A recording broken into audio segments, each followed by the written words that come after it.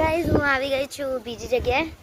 તો તમે લોકો જોઈ શકો છો એટલે મારી નાનીના ઘરે આવી છું. બસ મને એ ખબર છે જામનગર.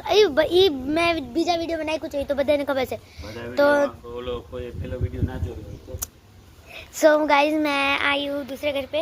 હું આવી છું બીજા ઘરે. મતલબ મને ગુજરાતી નથી બનાવવું પણ જે રાખશું ગુજરાતી બોલી લીધું એટલે હવે ગુજરાતી બનાવવું છે. તો અહીંયા બહુ મોટો બંગલો છે. તો તમને બંગલો તો પછી દેખાડીશ. અહીંયા જો અહીંયા થોડીક સી જગ્યા છે ને આપણે અહીંયા પતંગ ઉડાડવા હોય તો મસ્ત રીતે આપણે ઉડાડી શકે છે. જો બધું મસ્ત છે અહીંયા. જામનગર એટલે જામનગર છે. જે જામનગરમાં લેતું હશે જેની ડેલી લાઈફ અહીંયા હશે એને તો મજા આવી જશે. તો હવે અમે જાય છે નીચે તો તમને દેખાડી દઈએ. ત્યાં કેળિયું હશે તો છોતરીને જો હજુ તમને રોઝ દેખાડું. અહીંયા પર એક જ છે મસ્ત રોઝ છે. ડેડી ગ્રીન ટી છે. ઝૂલો નાખો ને 2 મિનિટ ડેડી. તો થોડીક વાર ઝૂલામાં બેસી રહી છું કેમ કે કંટાળો આવી રહ્યો છે. હું તમને 2 મિનિટમાં દેખાડું કે અંદરનું શું હાલ છે અને અંદર શું છે.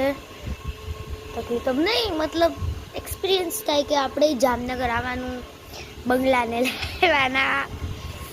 એકચ્યુઅલી શું છે કે હું મારું ખુદનું ઘર નથી. હું રહું છું ભીવંડી.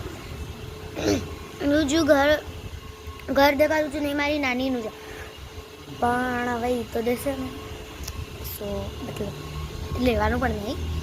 આપણે ખાલી ઘર તો કેટલા જ છે જામનગરમાં. લઈ લો એકાદ બે.